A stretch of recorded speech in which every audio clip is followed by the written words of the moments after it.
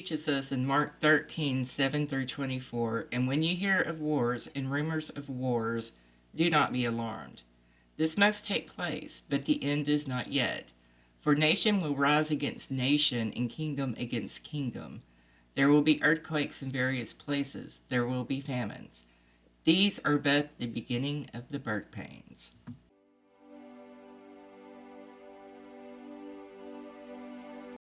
Yeah, I know. Wars and rumors of wars. We've been talking about this for decades. World War III.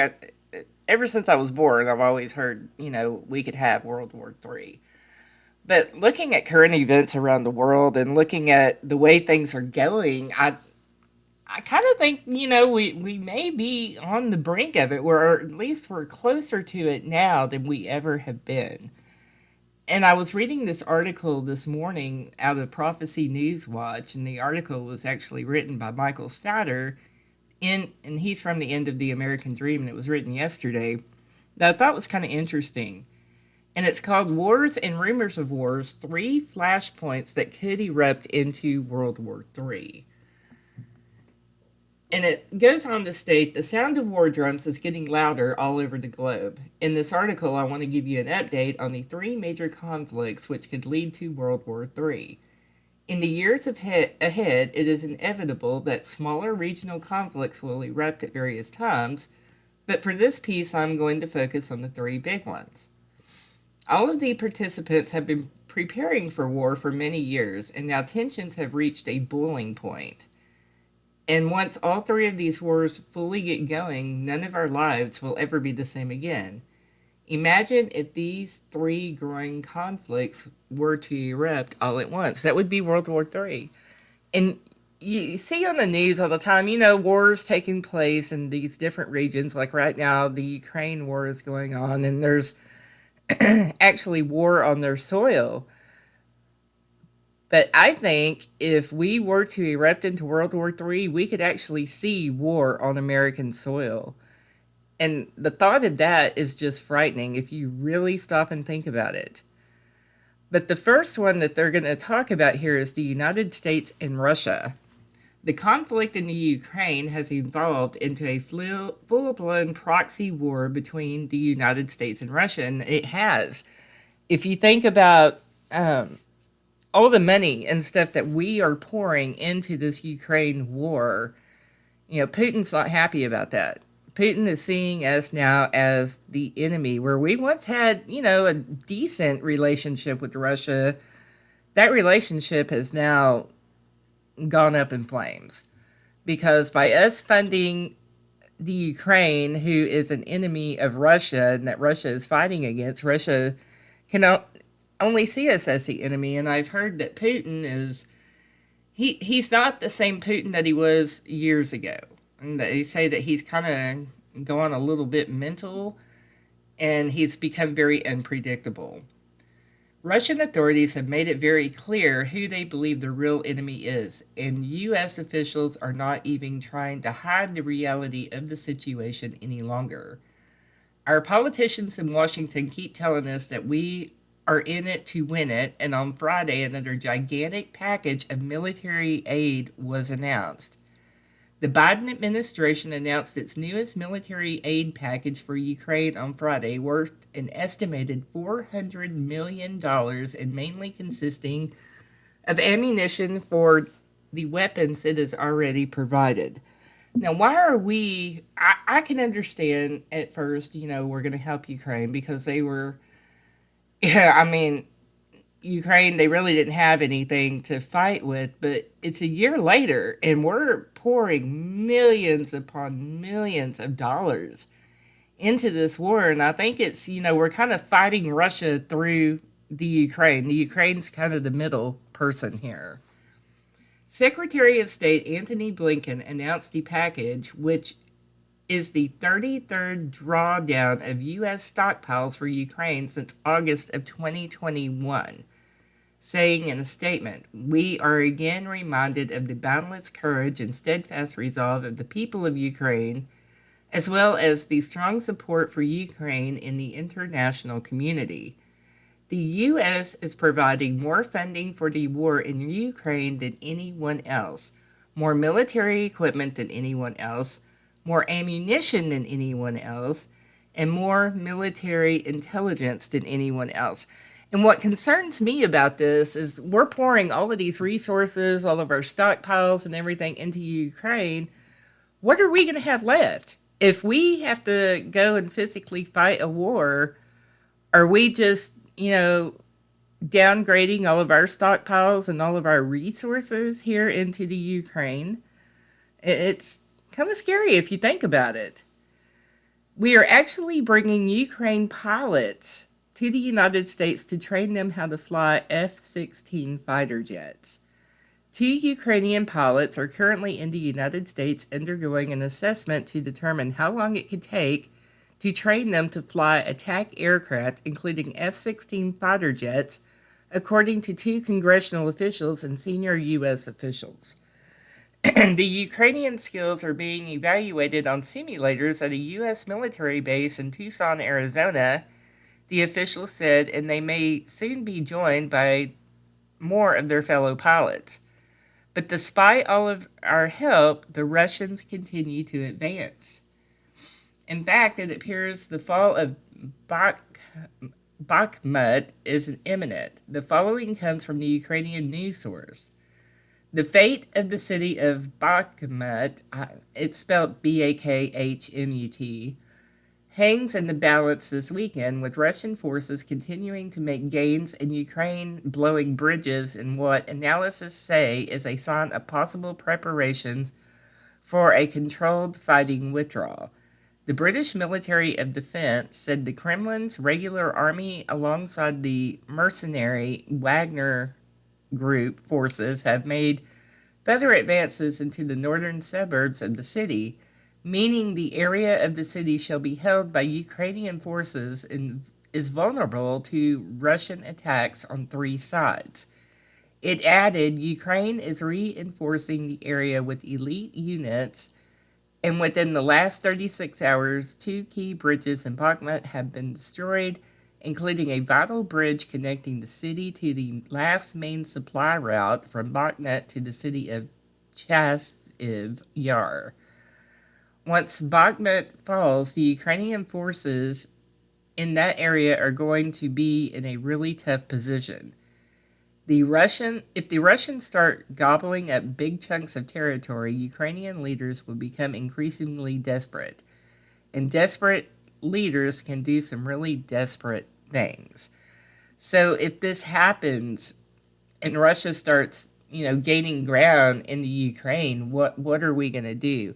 Are we going to go in there, more than what we already have? Honestly, I feel sorry for the Ukrainians. I do, but I really think the United States needs to stay out of this. But we're not going to. We are going to get right in the middle of it, which we already have, by supplying all the weapons. We're supplying more military resources to this war than any other country. And it's pissing off other countries that we're doing this, because Russia is there to take over the Ukraine. Russia and China are in bed together. I mean, this could go really bad over the next year if you really think about what's happening here.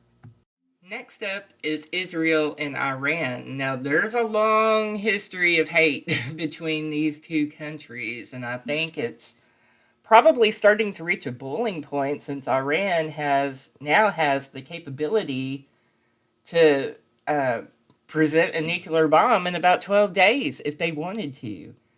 So it says the second major war could involve Israel and Iran.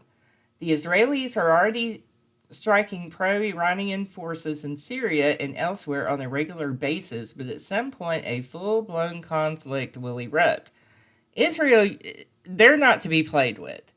And if they are striking pro-Iranian forces in Syria right now, I mean, how long are they going to keep that up before Iran says, hey, it's over, let's do this? We have been hearing that the Iranians have been getting close to being able to build their own nuclear bombs for a long time. And now it's being reported that they are potentially only 12 days away. So if we started from today, 12 days from today, that's less than 2 weeks, they could have a full blown nuclear bomb. And can you imagine a nuclear bomb in the hands of the leaders of Iran? I mean, that's frightening. Iran could make enough fissile for one nuclear bomb in about 12 days, a top U.S. Defense Department official said on Tuesday, down from the estimated 1 year it would have taken while the 2015 Iran nuclear deal was in effect. Israeli Prime Minister Benjamin Netanyahu has been warning us for a long time that he will never allow the Iranians to build a nuclear weapon, and it sounds like he realizes that the moment of truth is now upon us. So Netanyahu, he's going to do everything in his power to keep a nuclear bomb out of the hands of Iran, because if they get that nuclear bomb, what are they going to do? They're going to go nuke Israel, because these two have been longtime enemies and they hate each other. And U.S. is, we are close allies with Israel, so if Israel gets bombed, boom, we're over there, we're in the middle of it, we're now at war. Israeli Prime Minister, oh, I'm sorry, it says the longer you wait, the harder that becomes, Israeli Prime Minister Benjamin Netanyahu said of a strike on Iran at a security conference in Tel Aviv last week. We waited very long. I can tell you that I will do everything in my power to prevent Iran from acquiring nuclear weapons.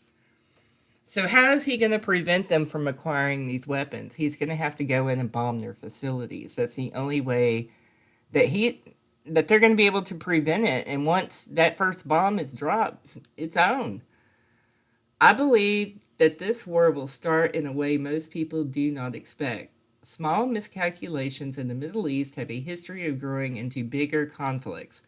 Look at Saddam Hussein's decision to invade Kuwait and thinking that no one would do anything about it. Yeah, we know what happened with that. We had Desert Storm, and then, 10 years later, we went to full blown war after they attacked the Twin Towers in New York. Well, they didn't even attack them. I mean, it was some terrorists that did it, but Bush went in. He had some kind of beef with Hussein, and we went into this long war with Iraq and Afghanistan. And once a conflict does start, the U.S. will inevitably get involved. We have to. We have an agreement with Israel. I mean, we are their closest allies. We will have to go and help them. It's not going to be, oh, they're on their own. No, and it's not just going to be a war against Israel and Iran. It's going to be, that will erupt into a major war. The U.S. military has allocated spending for secret contingency operations pertaining to an Iran war plan, according to a classified Pentagon budget manual listing emergency and special programs reviewed by The Intercept.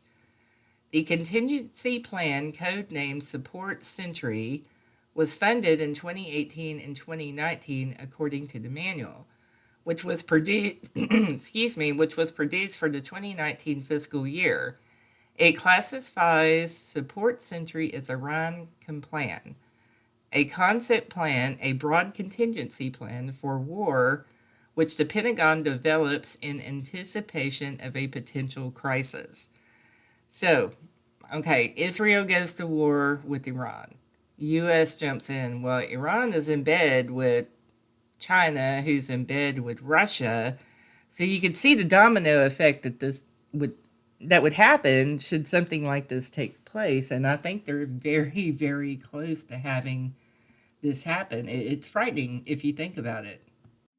And last but not least, we have the United States and China. Now, that is a scary thought.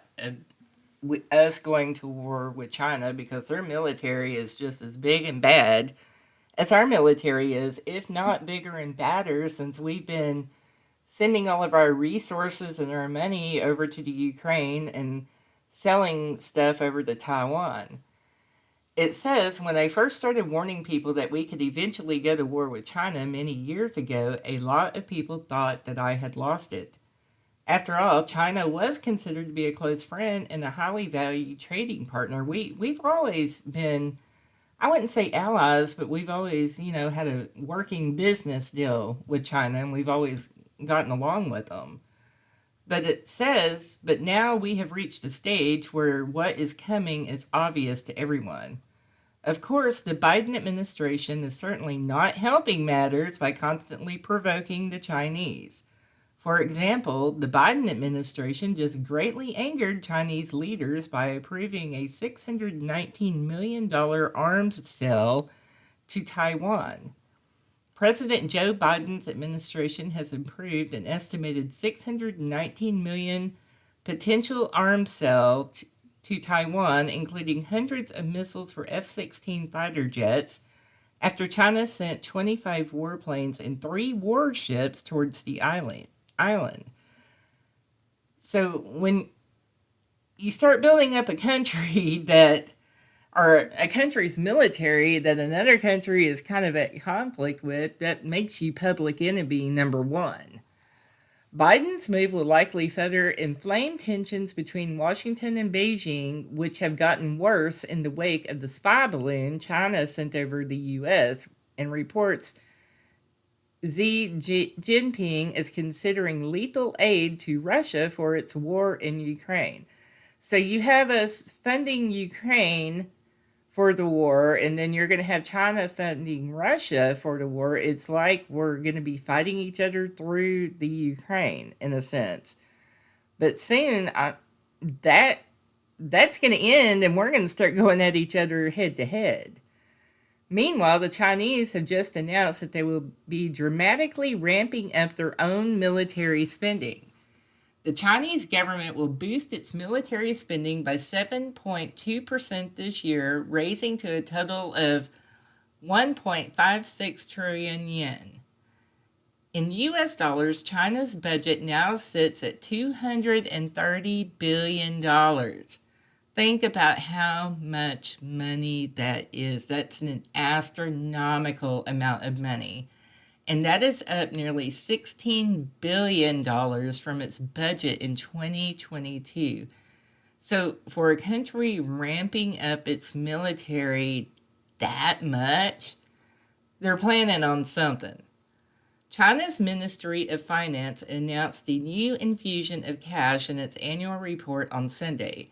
The spending increase comes as the U.S. warns of a potential Chinese invasion of Taiwan in the near future. U.S. officials have also warned China against sending lethal aid to support Russia's invasion of Ukraine. So what do we plan to do if they start aiding Russia in this? Are we going to go at them? Or, he's warning them against it, so what is he warning them is going to happen? A war between the two nations would be absolutely cataclysmic. It would. Because we have an outstanding military. We're bad to the bone, but China is equally as bad to the bone. And it's not like we're going to go to war with some country that doesn't have the resources, like when we went to war with Iraq and Afghanistan. They didn't have the type of military and technology and stuff that we have, but we go to war with China? Oh yeah. It's going to be, as it says here, cataclysmic. Western countries, led by the U.S., have implemented all-around containment, encirclement, and suppression against us, bringing unprecedentedly severe challenges to our country's development, Mr. Z was quoted by state media as saying on Monday. So this tells me here that he's starting to feel threatened. He's starting to feel,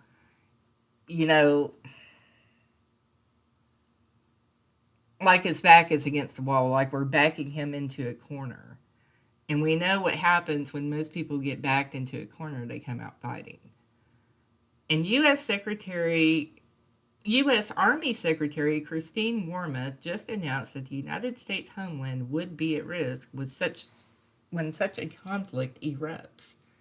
Speaking on a panel at the American Enterprise Institute on Monday, Wormuth said that if the U.S. entered a major war with China, The United States homeland would be at risk as well, with both kinetic attacks and non kinetic attacks, whether it's cyber attacks on the power grid or on pipelines.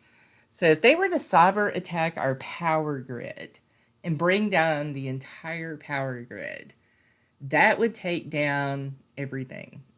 Everything that's ran by computers, everything that's ran by anything that has to have the power grid to support it. And if they go on to our pipelines, that's going to be even worse. An attack on a power grid or the pipelines of a country will bring that country to its knees. And that's something I discussed on my live stream the Friday before last. It's like an EMP attack. All you got to do is zap, and your cars aren't even going to run at that point. The gas tanks aren't going to run. Nothing will run. Our phones, we won't have electricity. We won't have water because everything that we have here is ran on computers. It says, let us hope for peace. And yeah, I think that's something that we need to pray for is peace. But right now, everything is moving toward war. So we could literally find ourselves fighting a war against Russia, a war in the Middle East, and a war against China all at the same time. And that's very true because Israel and Iran are bumping heads right now. We would have to go in and assist Israel. Russia is getting mad because we're funding the Ukraine, which is fighting against Russia. And if China starts funding Russia in this fight, that's going to be a conflict of interest with the United States. Needless to say, we aren't prepared for that. No, we're not. In fact, it is being reported that 77% of all Americans from age 17 to 24 do not even qualify for military service. As the U.S. military struggles to fill the ranks with new recruits, a new report from the Department of Defense reveals that the vast majority of Americans aged 17 through 24 are unfit for military service. Citing a February 16th congressional hearing, the DoD report reveals that 77% of Americans in the above age group could not physically qualify to enter the armed forces, and that's a 6% increase from 2017.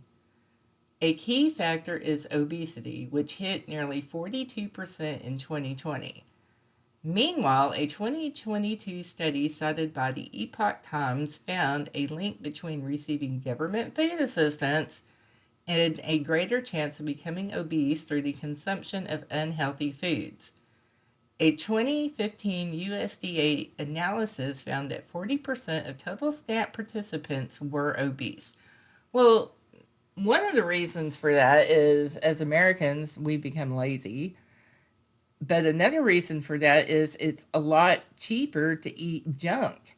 If you go to the store and you want to buy, the healthy food, fruits, vegetables, wheat, grain, whatever, it's a lot more expensive than buying, like frozen pizza or corny dogs or a package of hot dogs or things like that.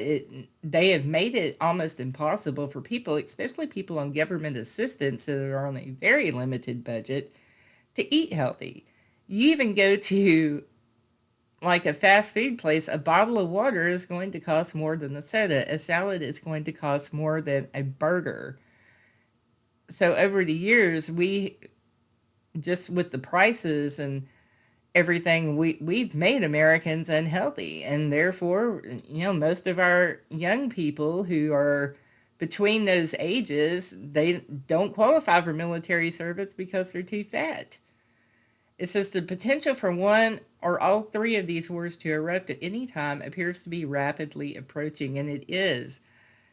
If you look at everything that's going on and take a hard look at it, with the war in Ukraine, they're fighting against Russia. We're funding them. China's pissed off at us. Now, I'm not buying that whole balloon thing was a weather balloon. I believe it was a test run for an EMP. or it was a spy balloon, and we allowed that thing to travel all the way across the United States before we shot it down. I think they were testing that to see what Biden would really do. And now we have the cartels down south of the border. They've just kidnapped and killed 4 people, and 2 of them, have been found deceased. So I think that's their test run to see what we would do if they started doing things like that. So if you look at it and you really think about it, we're kind of screwed on all sides. And the Bible does teach us wars and rumors of wars are only the beginning of birth pains, and I think we're closer to that than we have ever seen before. So stay informed, keep your head up, and just be prepared all you can. Like we discussed on my stream the Friday before last, you don't have to go out and buy all your preparations at once. You can do it a little at a time and just kind of build you up something. And if you don't ever need it, that's even better. But it doesn't hurt to do it. Until next time, you all have a good day.